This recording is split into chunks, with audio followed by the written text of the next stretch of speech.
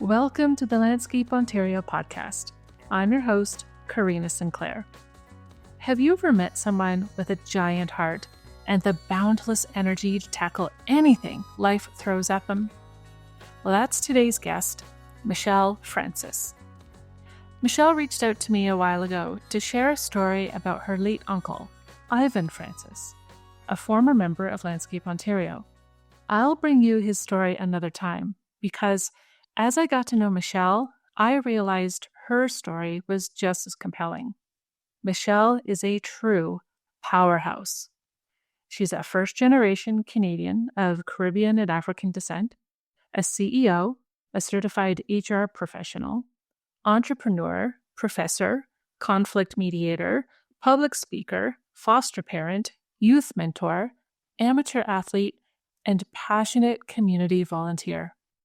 In 2020, she was named one of Canada's top 100 accomplished Black women, recognized for her tireless advocacy in social justice, food security, housing, and financial literacy. Her award-winning community gardens reflect her commitment to sustainability and nourishing her neighborhood. Michelle is also a nature enthusiast with extensive outdoor education training through Outward Bound, where she is now a certified mentor and recently completed her training in mental health wilderness first aid. A graduate of Landscape Ontario's GROW program, she's found healing and purpose in working with nature, something she's eager to share with others. Her story is one of grace, resilience, and embracing life's challenges with an open heart. She acknowledges that accidents have purpose, and the healing she's experienced while spending time in gardens and nature has compelled her to create opportunities for others to discover the same transformative power of the outdoors. The sound quality of this interview might sound a little different than usual because, true to form, Michelle was on the go when we recorded it.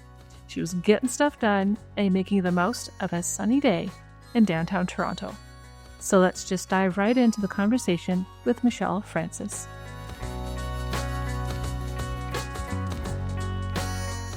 So I'm Michelle Leong Francis. I am a first-generation Canadian of Caribbean ancestry or cultural background.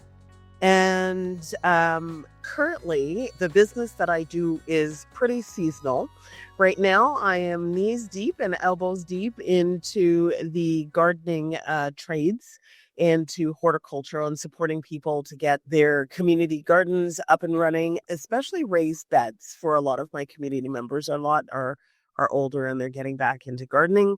And during the colder months, my core industry is HR law. Believe it or not, I know one needs to balance the other. And I find, of course, being in soil and being in nature very therapeutic with the heavier weight or very heady part of my other side of my life.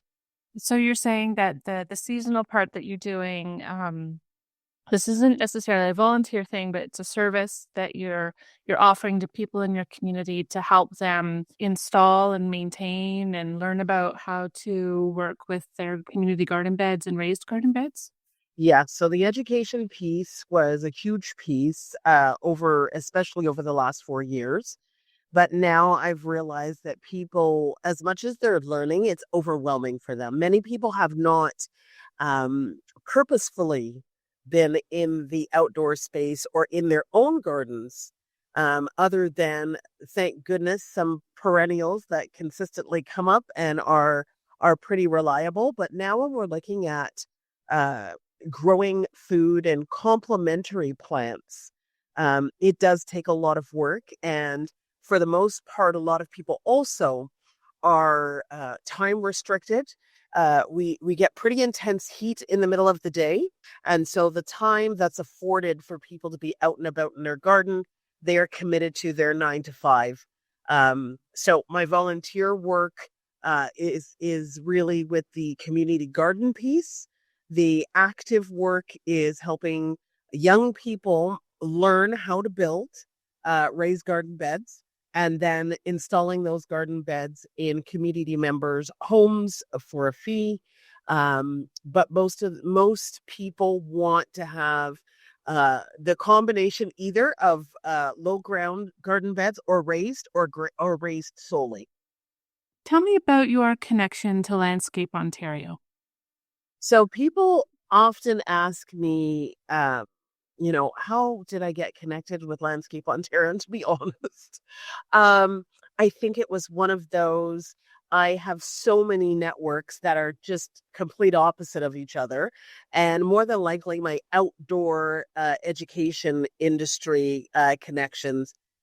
Um, Something came up, I think, on LinkedIn about Landscape Ontario. And for me, it was an opportunity to formalize something that I had already been involved in and had some interest and knowledge and wanted to take it to the next level.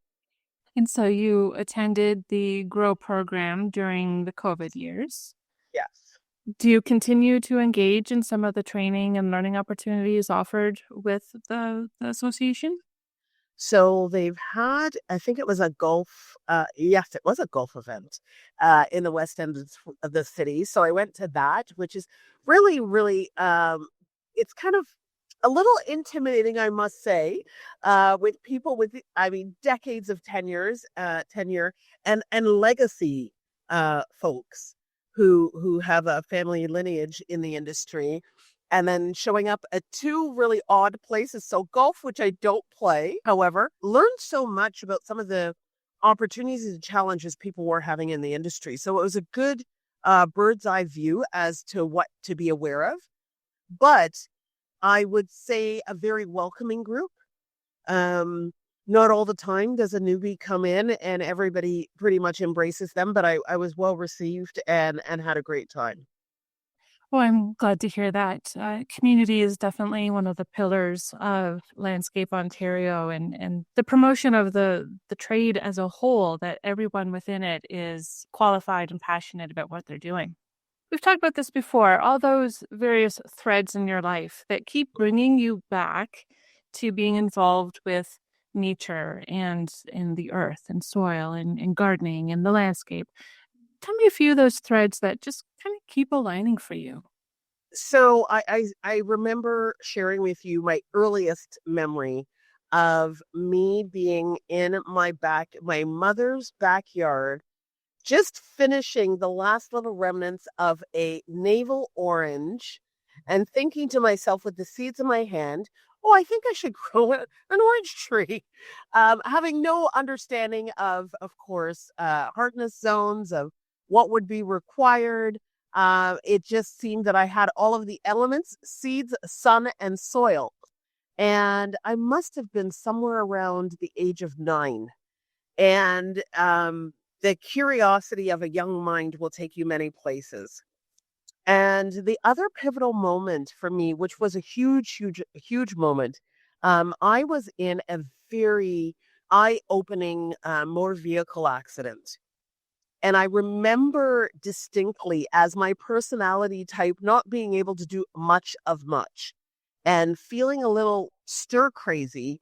But the one thing that I recall and shared with many of my friends every day, the ritual, I'm in the garden.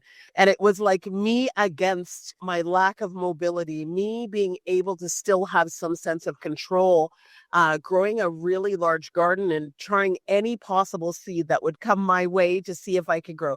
I grew corn that year. I had never tried to grow corn before, but what I do recall from that for myself was this ability to see the potential in both the crop that I was growing and myself on my journey to recovery. And knowing that if I had nowhere that I could go, meaning my mobility was impacted. So I really had to be careful where I decided to venture to, how long I would walk, how long I would sit, what I was wearing, if it was restrictive. The one thing with being in the garden, there was no restriction. I could start, I could stop. If I had challenges getting up from the ground. There was no one there to witness my very strategic leveraging moves of getting back on my feet. And so I really dove very deeply into how being in nature and watching bees and slowing down is not a typical thing that happens in the corporate world. There's no such beast. And so I almost feel like I use the phrase the accident on purpose because the purpose was for me to get reconnected with myself, to slow down. I am a Virgo. I am an A-type personality. Sleep is, something people speak about. I have not necessarily experienced too much of. But at this point in my life, I was forced to move on slow motion and realize what is really important in my life. And it was very clear for me at that moment. Yeah. It almost sounds like you don't believe that there are accidents. You feel like maybe the universe put that in place for you to make that reconnection. In the moment, it felt like the universe was punishing me. The accident was it was not even something that made sense. And so I couldn't even justify the accident to say, it was either one horrific or, yeah, it was bound to happen. It was just a nonsensical experience. But I do believe as I was moving through the process, it was on purpose. And the purpose was for me, one, to learn about advocacy. So it's interesting. We're speaking about plants and we're speaking about nature and at this moment, everyone's on board. But at that time, no one was talking about plants. No one was interested in soil quality, testing their own soil, being kind to their soil and not putting pesticides in it. People were not thinking about spending time outdoors unless they were truly outdoors, such as camping environments or things of that nature, but not enjoying their own space that they work so hard for. And so at the moment that we're having this discussion, many of the people would say, right on, I'm right there. But, my accident was in 2010. Growing things, landscaping, soil quality, herbs, and anti-inflammatory foods, not on the radar. So yes, I think I was given an opportunity to hone some intuitive knowledge and some speculative knowledge to something that was very viable that I could be seen as a trusted source when guiding people on what sort of products would they grow in what environment, even in small spaces. Growing in nice weather is wonderful. Winter is always perplexing, and when to start. And so I've learned a lot of really insightful just tips and tools that had I not gone through this experience, I would never have been aware of to this finite degree. Do you ever wonder why you? Yes. Yes. So I'll share just a little bit about the accident. It was 4 o'clock on a rainy day. I believe it was somewhere near September or October. I was not moving in a vehicle.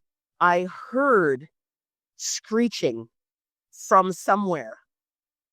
And I couldn't imagine where it was coming from because it just didn't make sense to the environment. No one was moving. Everyone was waiting.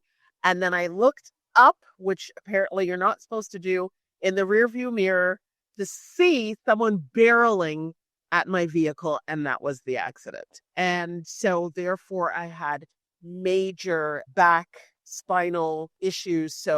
And unfortunately two opposite ends, lower spine and the top of my spine. So there was no relief. And then started the journey of me reconciling with a whole lot of things. Being a very active person, now reduced to living in Birkenstocks for about 3 years. And when I graduated to be able to sustain high heels, that was a celebration. And then the other piece I mentioned, my other side of my life was in HR. I worked with people like me. And now I was on the receiving end, understanding when people saying they're not well. I had a lot of empathy, but never understood how important it was to have your health. And now soil has been me being in nature and soil and having my hands in the ground is it is the building blocks for, I think, everyone's life. They maybe just people don't know it. And I would hate for people to have accidents in order to realize how important their outdoor space is to them, whether it's theirs or the community's. Right. We certainly don't wish that on everybody to have to reach that conclusion. The fact that you have reconnected with the earth and with gardening has actually led to some accolades, right? Tell me about some of the awards that you've received because of your efforts reconnecting to gardening. So when my children were small, maybe a little socially awkward like myself, so one of my ways in assisting them was to consistently order soil and seeds and have the kids in the community come and grow plants, and that's how most of the people on my cul-de-sac actually eat salads because they were growing their own. So there's a few humans that still eat greens. Um, so, in that regard, in the community that I still live in, when I reconnected now with growing a community garden and really heightening my ability to grow food, I was recognized by my local city, the city of Pickering, who also is quite well known. So we're even equally matched for, I think they're on their 12th year of international sustainability status. So I received an award for sustainability. I also have an award for energy efficiency. Just because of the way I grow, I have everything working in a permaculture type of fashion. I have very little garbage that I put back into the community and the landfills. But also, I received an award from the Canadian Health Food Association, actually, two awards from them during COVID for change agent and cultural diversity, because I do like to grow a lot of foods that come from around the world. At the top of COVID, I received a very prestigious award of the top 100 Black women entrepreneurs in Canada. I was so excited because I'm a Virgo. I am head down, get the work done, move on to the next. And so it is very humbling to know that people are paying attention. It is also very heartwarming to know that my city also recognizes my contribution that I'm trying to make to food security, to the health and well-being of the community as a whole, and to our young people to get them engaged and reconnected, and not even reconnected. Many of our young people don't know much about where their food sources come from. Even in a place like Durham region, we're very much on the cusp of becoming a very big city. And so, it is not everyone has the opportunity to see cows and horses and chickens and that sort of thing. Mm. I love the idea that, in your 50s, your story is not done No. and you're still growing, like in all kinds of figurative Yeah. sense. So I love the idea that you just you keep reinventing and finding ways to expand and continue. So now you've accomplished all this. Like, what's next? How do you move forward with all of this? What's the future look like for you? A few of the activities that I've had the opportunity to be engaged in is also sitting on advisory boards and boards of directors. I sit on two hospital boards. So I sit on the Ontario Health teams, both for Durham region and for Scarborough, Toronto. One of the things that I am very much focused on is in their renovations and their constructions of new health facilities is ensuring that they have community gardens and labyrinths. And I've been extremely vocal, showing up probably at meetings that people are not expecting me at, to express the importance of both, and to package that conversation in a manner that it really highlights the bottom line for the hospital in their food security and not having to go elsewhere for food because they're growing much of it. The ability now, because even Women's College Hospital, as an example, they are really trying to have people have ownership over their recovery. And I've always, my personal experience, and that even of family members, is if they have a plant in their room, they will water it. They will try to get out of the bed. They will make the effort. They will see that their current situation is not their finite future, because now they're seeing a plant bloom, grow. My mother during COVID, unfortunately, broke her leg twice, and we had plants in her just to get her out of the bed because she had PTSD over falling. And I was concerned that she would be wheelchair bound after being completely independent. So, for myself, my own healing and that of my family, I've recognized that plants are not just there for, just for the captivation of being able to look at, oh, that looks so beautiful, or even the arrogance of us having control over it. They are there for motivation. They are there to remind us that there are ebbs and flows in life and all things come to full circle. There's so much deep meaning that can come out of that I could express here, but hopefully on a global scale, we're getting back and we're realizing that. And so they're a gateway drug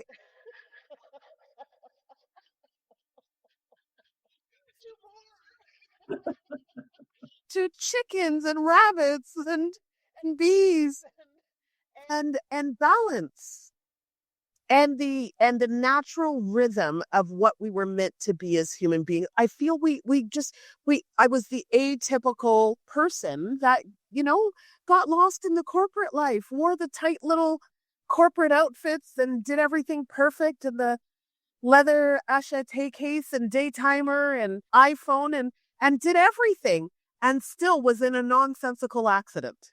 The preordainedness of this experience, the universe couldn't have given this opportunity to a better person. So in response to where does this go, I am a lobbyist. It's almost an extension of my corporate side. But the world has also demanded that we become lobbyists if we want to have any kind of impactful conversation on the municipal level.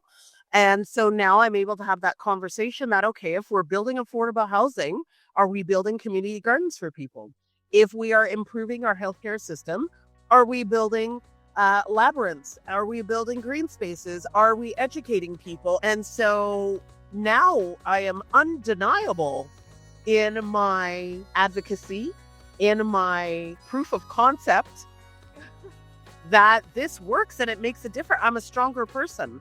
I'm a very different person than the person I was prior to the accident. The corporate world does not allow this part of you to show much. And so between the accident and COVID, I have become a force to be reckoned with.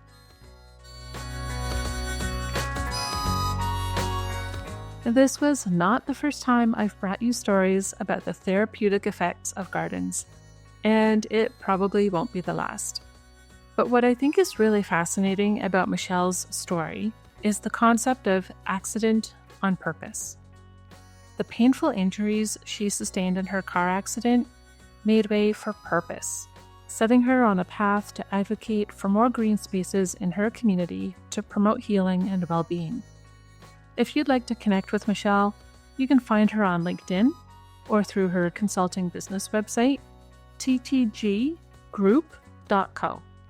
I've got the links in the transcription and on this episode's webpage at landscapeontario.com/podcast. And as always, I'd love to hear from you. So reach out with your story ideas and suggestions for guests and other feedback. You can email me at podcast@landscapeontario.com. Thanks again for listening. I've got some great interviews lined up to bring you different perspectives from across the landscape profession. So until next time, I'm Karina Sinclair for the Landscape Ontario podcast.